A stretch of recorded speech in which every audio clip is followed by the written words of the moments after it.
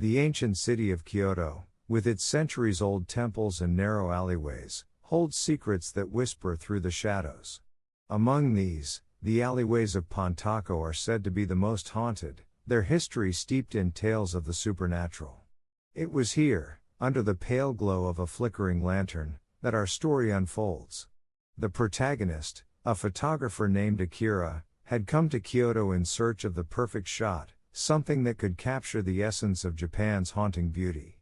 The alleyways of Pontako, with their eerie charm, seemed like the perfect subject.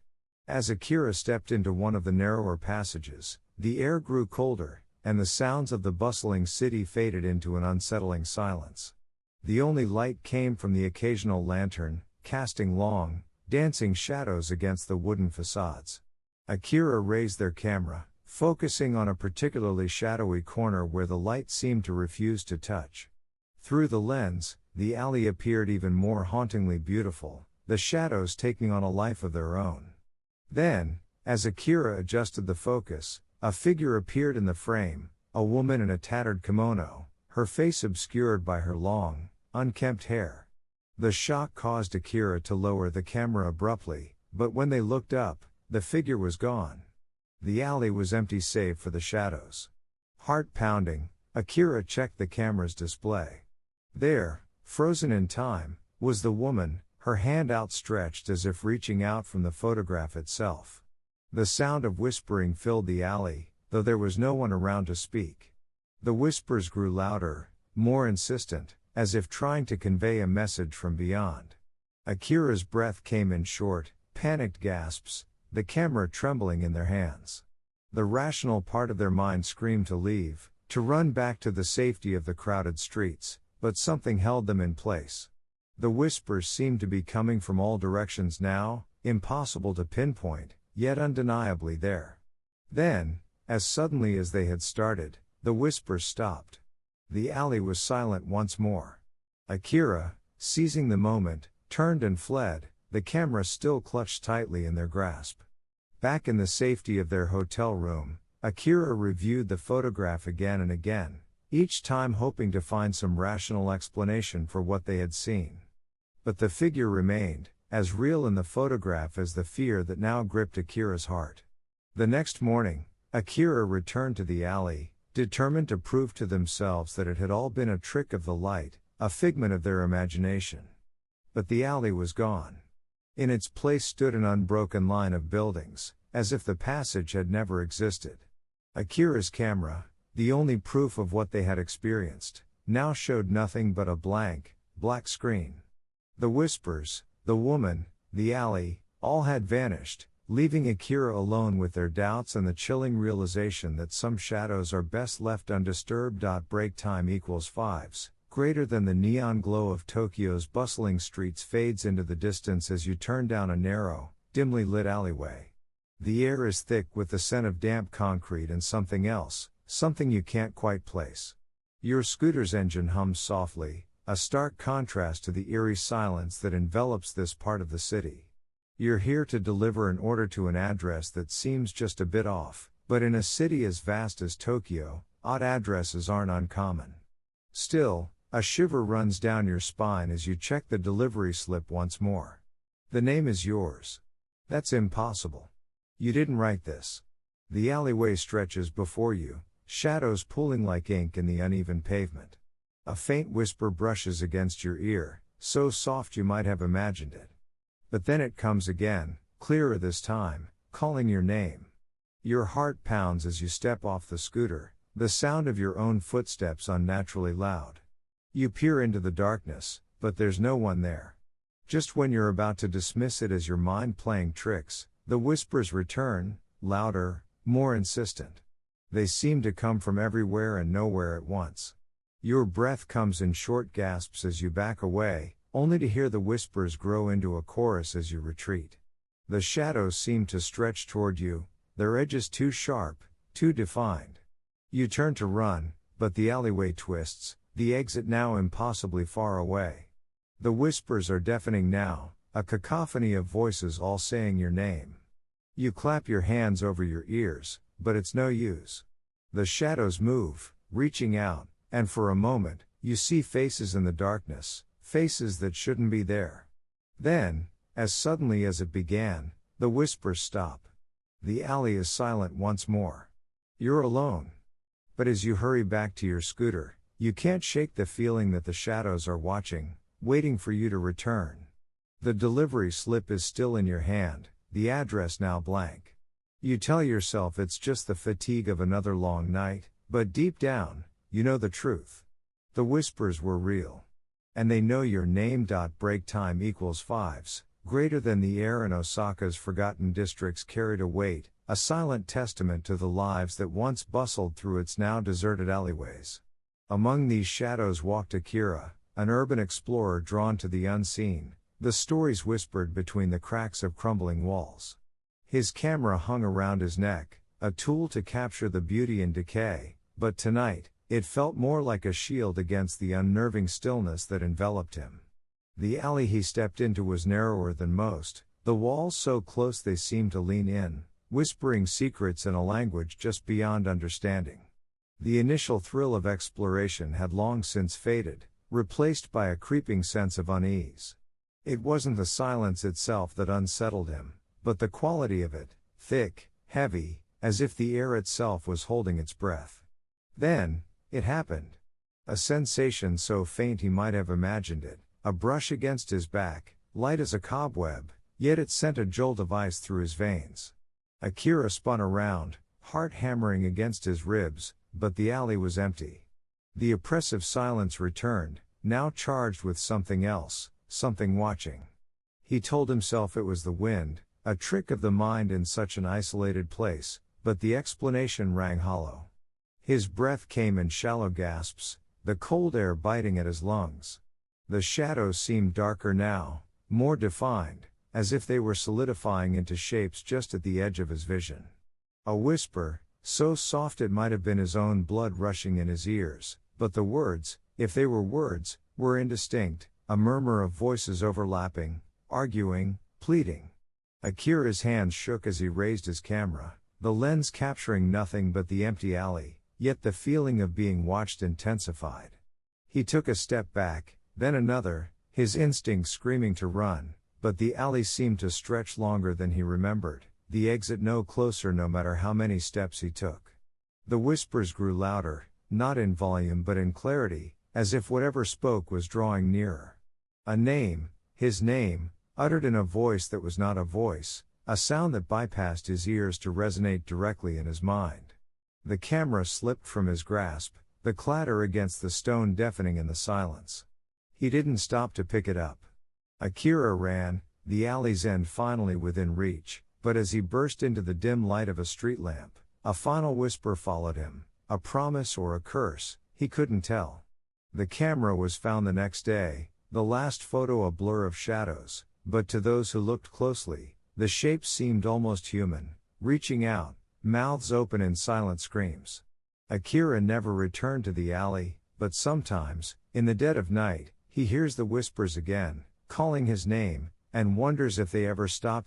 Break time equals fives, greater than the air in Hiroshima was thick with the scent of rain-soaked pavement and the distant murmur of city life as Rina, a university student, hurried through the labyrinth of alleyways that crisscrossed the older part of the city. She had taken this shortcut countless times before, a narrow passage squeezed between aging wooden buildings, its walls adorned with peeling posters and the occasional flickering lantern. Tonight, however, the alley seemed different, longer, darker, as if the shadows themselves had thickened. Rina's footsteps echoed unnaturally loud against the cobblestones, her breath visible in the chill air. She pulled her jacket tighter around her, telling herself it was just the cold making her skin prickle with unease. Then she heard it, a whisper, so faint it might have been the wind, but the words were unmistakable. Turn back. Rina spun around, her heart hammering against her ribs. The alley behind her, which should have been empty, was now filled with shadowy figures, their forms indistinct but undeniably there. They hadn't been there a moment ago. Panic surged through her veins, a primal urge to flee overwhelming any rational thought. With no other option, Rina ran forward, deeper into the alley, the whispering growing louder, more insistent. The shadows seemed to stretch and twist around her, the walls narrowing until she could barely squeeze through. She could feel them now, cold fingers brushing against her arms, her back, her hair, though when she turned, there was nothing there. The alley opened abruptly into a small, enclosed square, dead ends on all sides. Rena's breath came in short, ragged gasps as she realized she was trapped. The whispering crescendoed into a cacophony of voices, all around her, inside her head. Why did you come here? You shouldn't have run. Now you're ours. Rena squeezed her eyes shut, tears streaming down her face, as the shadows closed in. Then, silence. When she opened her eyes, the square was empty, the alleyway behind her clear. But the whispers lingered in her ears, and the feeling of being watched never left. Rena never took the shortcut again, but sometimes, late at night, she could hear the whispers calling her name, urging her to return to the alley where the shadows wait. Break time equals fives. Greater than the night in Nagano was unusually quiet, the kind of silence that presses against your eardrums, making every small sound seem magnified. The narrow alleyways, barely illuminated by the sporadic glow of old street lamps, twisted and turned like veins through the heart of the city. It was here, in this labyrinth of shadows, that Mr. Tanaka, a local shopkeeper, found himself night after night, closing up his small convenience store. The alley behind his shop was his usual shortcut home, a path he had taken for years without incident. But that had changed recently. For the past 2 weeks, as he stepped into the alley, he couldn't shake the feeling of being watched. At first, he dismissed it as fatigue, the product of long hours and stress. But then he saw it, a shadowy figure standing at the far end of the alley, motionless, its features indistinguishable in the dim light. Each night, the figure appeared in the same spot, and each night, when Mr. Tanaka mustered the courage to approach, it vanished, leaving behind only an oppressive silence and a cold draft that seemed to seep into his bones. The encounters left him restless, his sleep plagued by nightmares of the figure whispering his name in a voice that wasn't quite human. Determined to prove to himself that it was just his imagination, Mr. Tanaka decided to confront the figure one last time. Armed with nothing but his phone's flashlight, he stepped into the alley, the beam of light cutting through the darkness like a knife. The figure was there, as always, but this time, it didn't vanish. Instead, it began to move towards him, its steps silent, its form flickering like a dying flame. Mr. Tanaka's heart pounded in his chest, his breath coming in short, panicked gasps. He wanted to run, but his legs refused to obey. The figure stopped mere feet away, and in that moment, Mr. Tanaka felt an overwhelming sense of despair, as if he was staring into the abyss itself.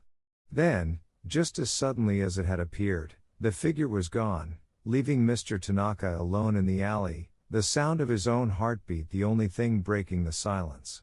The next morning, the shop remained closed, and Mr. Tanaka was nowhere to be found. The only trace of him was his phone, discarded in the alley, its screen cracked, the flashlight still on, illuminating the empty space where the figure had stood. To this day, locals avoid the alley after dark, whispering of the shopkeeper who vanished into the shadows, and the figure that still waits at the end of the alley, watching, always watching. Break time equals fives. Greater than the night was thick with the aftermath of a heavy rain in Fukuoka, the air still damp and clinging to the skin like a second layer. The streets, usually bustling with life, were eerily quiet, save for the occasional distant sound of a car passing by. The glow of the streetlights reflected off the wet pavement, creating a mirror-like effect that made the world seem upside down. It was under these conditions that you found yourself walking home, your footsteps echoing slightly too loud in the silence. Your mind was preoccupied with the day's events, a mix of fatigue and relief that the weekend was finally here. But then, something caught your eye, a set of wet footprints leading into a narrow alleyway to your left. They were fresh, the water still glistening under the dim light. Curiosity piqued, you paused, noting how the prints seemed to appear out of nowhere, with none leading out. A chill ran down your spine, but you rationalized it, maybe someone had jumped over a puddle, or it was a trick of the light. You continued on your way, but the sound of dripping water followed you, persistent and unnerving. It was as if someone, or something, was keeping pace just out of sight. Your heart rate quickened as you tried to shake off the feeling of being watched. You told yourself it was just the rain, the city's old drainage systems at work. But the sound didn't fade, even as you turned corners and increased your pace. It was then that you noticed the shadows seemed to move independently, stretching and contorting in ways that defied logic. The whispering started softly, almost indistinguishable from the rustling of leaves. But as you strained to listen, the voices became clearer, murmuring in a language that felt ancient and forgotten. Your breath came in short gasps as fear took hold, your mind racing for explanations but finding none. You broke into a run, the sound of dripping water and whispering shadows chasing you through the empty streets. When you finally reached your doorstep, you dared to look back. The street was empty, the sounds gone. But the feeling of dread remained, a silent companion that lingered long after you locked the door behind you. The next morning, the alleyway was dry, as if the rain had never touched it. And though you tried to convince yourself it was all in your head, you couldn't shake the feeling that something had followed you home. The whispering shadows had marked you, and now, they waited.